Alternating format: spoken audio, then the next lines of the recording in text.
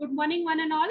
Today is 6th May 2021 and we'll be taking the third session on C++ programming. So C++ programming जो है that is possible through two versions of C++. A traditional style of C++ in which we write hash include iostream.h. This is the program code we write in Turbo C++. जो TC या Turbo C++ रहता था DOS based, उस पर ये programming की जाती है. तो अगर आप कोई सिमुलेटर इंस्टॉल कर रहे हो सी प्रोग्रामिंग का, तो you just check whether it is DOS based simulator or it is window based simulator. तो दो टाइप के कोड्स मैं दिखा रही हूँ आपको स्क्रीन के ऊपर. So either one will be executed or the other one will be executed. तो this is basically the one which works on disk operating system DOS के ऊपर वर्क करता है. तो hash include iostream.h. iostream.h means input output stream की header file include करना पड़ेगा.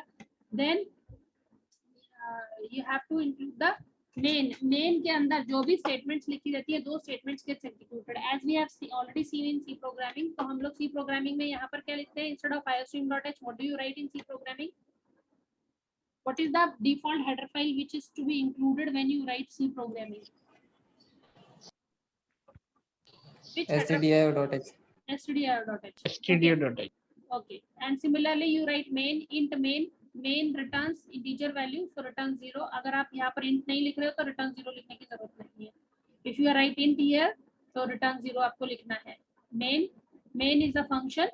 main function है, ये integer value return कर रहा है, इसका पैरामीटर empty है. curly bracket that means the definition begins, तो यहाँ semicolon नहीं आएगा. Otherwise all the statements within these two curly brackets should be terminated by semicolon. Now this is the comment entry in C++ programming language /* और जो भी statement लिखा //. तो ये जो statement लिखी है, this is the comment entry in C++ programming. Now ये जो कोड लिखा हुआ है, this code will work only on DOS based. जो DOS based compilers हैं उसके लिए हम लिखेंगे. तो basically what we have to do, we have to write this type of programming. मैं div C++ के ऊपर work करती हूँ, that is window based. So the style of writing the program is hash include iostream. Don't write h over here. Header file का .h नहीं लिखना है. This hash include, इसको क्या बोलते हैं? ये statement को क्या बोलते हैं? I told you in C programming.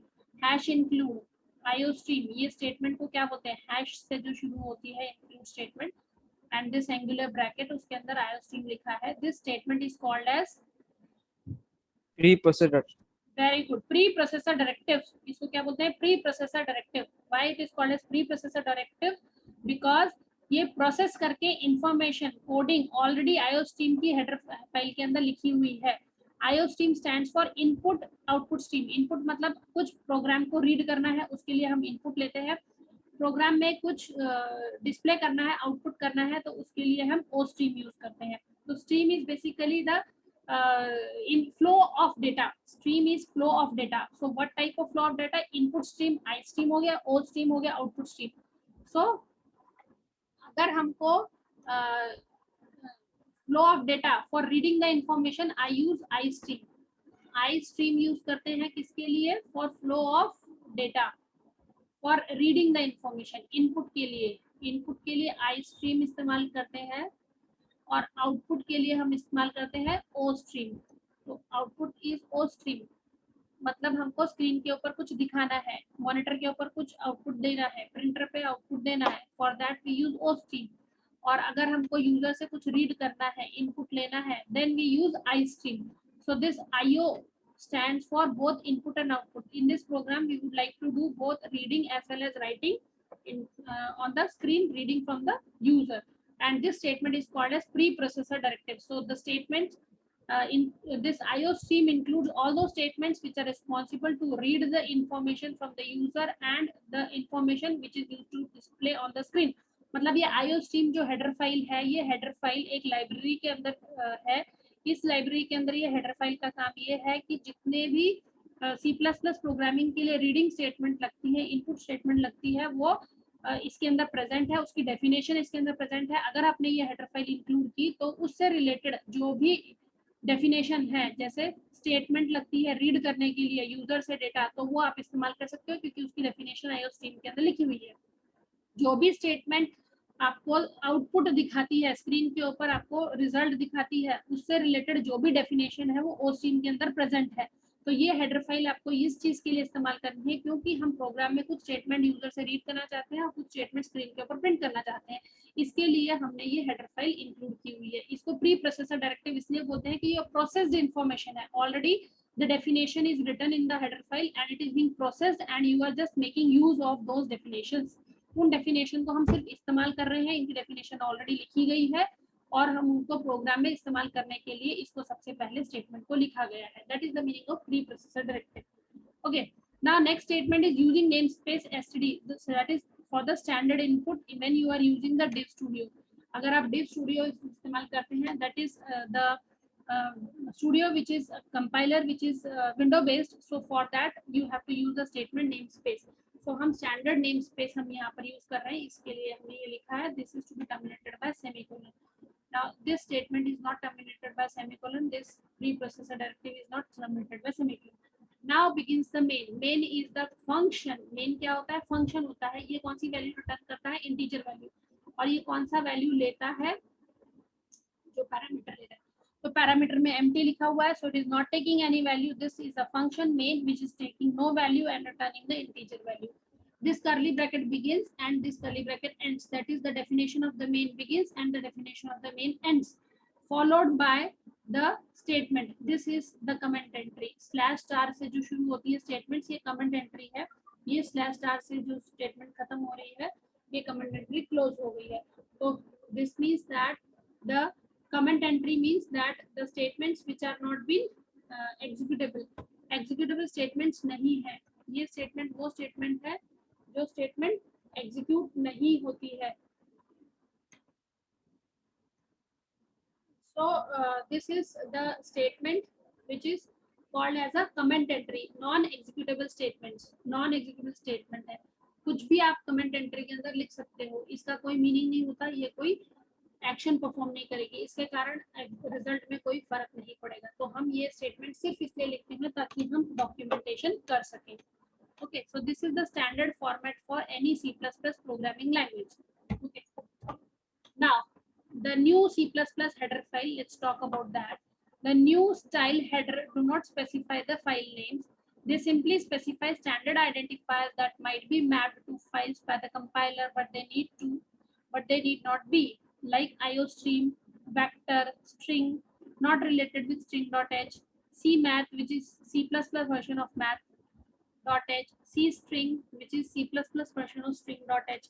so these are some of the header files। these header files are present in the folder called as the header folder। अगर आप header folder को देखते हो जहाँ पर आपका compiler है, उस कंपाइलर के अंदर हेडर फोल्डर को चेक करोगे तो उसके अंदर ये सभी फाइल्स जो है वो नजर आएंगी और इन फाइल्स का जो मीनिंग है वो एक स्पेसिफिक टास्क परफॉर्म करने के लिए किया जाता है। जैसे अगर आपको वेक्टर ऑपरेशन परफॉर्म करने हैं तो ये IOStream as I have already told you कि input stream and output stream लगता है। स्ट्रिंग की जो हेडर फाइल है स्ट्रिंग ऑपरेशंस परफॉर्म करने के लिए, जैसे string is the set concatenation of characters और सेट ऑफ कैरेक्टर्स भी से string is a set of characters. तो सेट ऑफ कैरेक्टर्स के ऊपर कोई ऑपरेशन परफॉर्म करना है तो उसकी इनबिल्ट फंक्शंस जो है वो स्ट्रिंग हेडर फाइल के अंदर प्रेजेंट है। मैथ हेडर फाइल जो है उसमें मैथमेटिकल फंक्शंस POW फंक्शन है, absolute value, sine, cos, tan, log, mathematical जो फंक्शंस है उसकी वैल्यूज कैलकुलेट करना है, उसको फंक्शंस को यूज करना है। सो सी मैथ यूज करते हैं। सिमिलरली C string है, that is on the character string। so we'll see the difference between all these header files later on as and when it comes।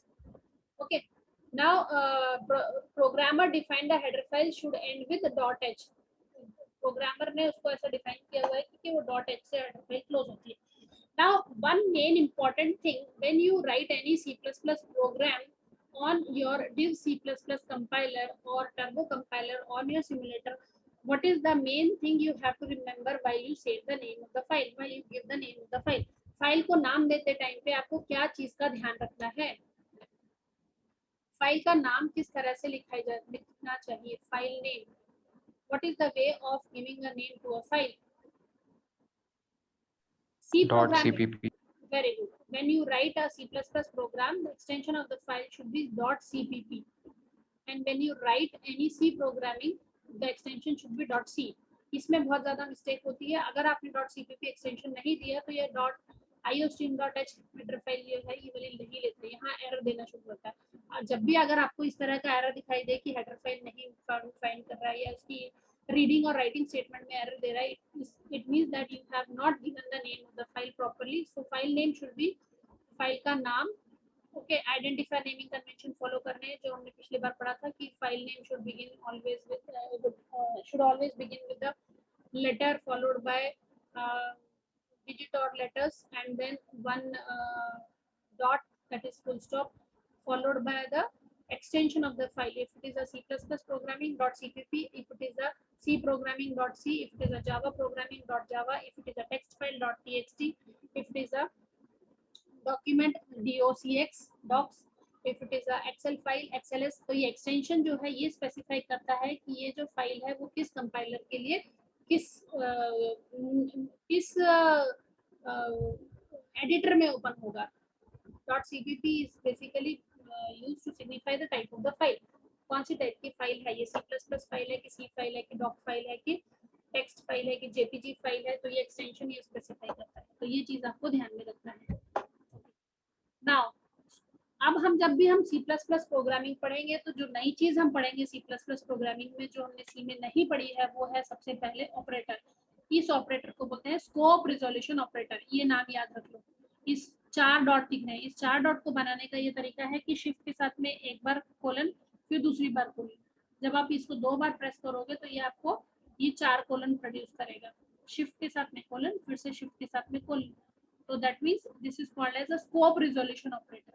This is the new operator which is present only in C++ and there is no role of scope resolution operator in C programming. This is a unary scope resolution operator. It is used to access a hidden global variable.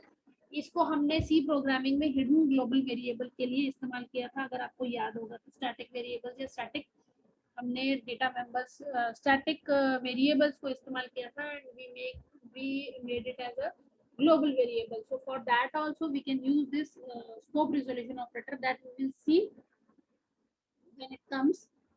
So this is the example, you give the name of the file as usro.cpp. Then unary और binary का meaning ये होता है कि unary means that which works only on one operand. जो ये operator है it works only on one operand. When it works only on one operand it is called as unary operator. When it works on more than one operator, that is 2 operand, then it is called as binary means 2 operand के ऊपर work करता है। It is used to associate a member function with its class, will be discussed shortly, and used to access the hidden class member variables. Okay, so जो हम binary scope resolution operator है इसको कब इस्तेमाल करते हैं, जब हम क्लास के मेंबर्स को एक्सेस करना चाहते हैं या फिर उसको एसोसिएट करना चाहते हैं कि क्लास के मेंबर जो क्लास है that is a part, the functions or the members of the class are the part of the class, sorry, functions and data members are the part of the class. When you want to associate that, एक class जो होता है उसके अंदर a class, there is a class, we have already seen the definition of a class. Class is the composition of functions plus data members. A class is a collection of functions and data members. तो जब हम एक class लिखते हैं तो उसके अंदर function लिखते हैं, इस फंक्शन की डेफिनेशन को जब हम क्लास के बाहर लिखते हैं उस समय हमें ये बाइनरी स्कोप रिजोल्यूशन ऑपरेटर इस्तेमाल होता है, ये हम देखेंगे। जब हम ये डेटा मेंबर्स को भी इस्तेमाल करना चाहते हैं तो उसके लिए हमको एक्सेस स्पेसिफायर इस्तेमाल करना पड़ता है, तो या तो उसको एसोसिएट करना और या तो उसको एक्सेस करना, उसके लिए हम ये binary scope resolution operator use करते हैं।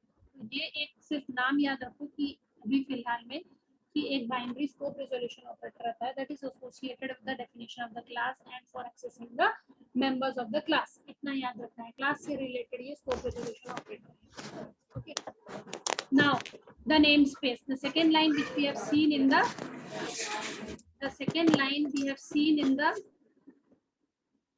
C++ programming is the namespace. A namespace is a declarative region.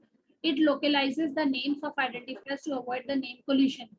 Okay, क्या करता है ये namespace है, ये declarative region में that is top पे लिखा जाता है और ये क्या करता है, it localises the names of identifiers to avoid the name collision. मतलब नाम जो है वो एक मैंने जैसे एक बताया था, एक नाम जो है आइडेंटिफायर नेमिंग कन्वेंशन की, इट शुड बी यूनिक। अगर आपने एक फंक्शन को नाम दिया है तो वही नाम जो है दूसरे फंक्शन को नहीं दे सकते, एक वेरिएबल को नाम दिया है तो वही नाम दूसरे वेरिएबल को नहीं दे सकते। आगे हम देखेंगे ये जो मैं बता रही हूँ statement, how this can be modified. मतलब एक नाम फंक्शन का नाम जो है वो दो फंक्शंस को सेम नाम दिया हुआ है, बट कैसे डिफरेंशिएट करते हैं that also we will C.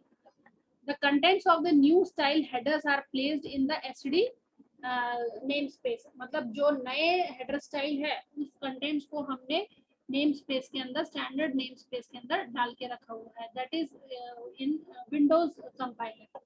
A newly created class, functions or global variables can put in an existing namespace a new namespace, or it may not be associated with any namespace।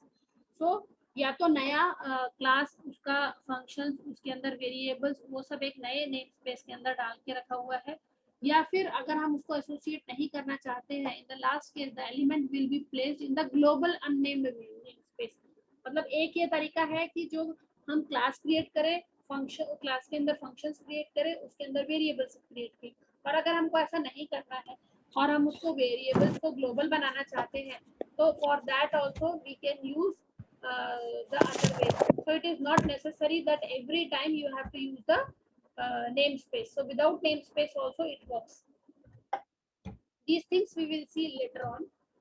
ठीक है, अब देखो ये सबसे पहली चीज, इसको मैं कल आपको एग्जीक्यूट करके दिखाऊंगी। Tomorrow I'll show you how do you write। Now tell me what is the statement in C programming which we use to read the information from the user। User से रीड करने के लिए हम क्या इस्तेमाल करते थे? Which function do you Scanf. use to read the value from the user? We use scanf, and with the scanf we use the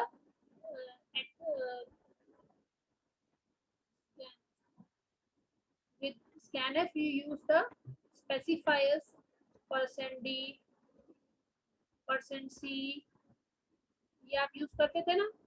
किसके लिए इस्तेमाल करते हैं? %d is used to read the integer value, %c is used to read the character value, %s is used to read the string value, %ld okay, short int long int। तो हमारे पास में ये सब स्पेसिफायर्स हम use करते हैं। So scanf is a function। Similarly, in C programming, the function which is used to print a message on the screen is, which function do you use in C programming to print the message on the screen? printf।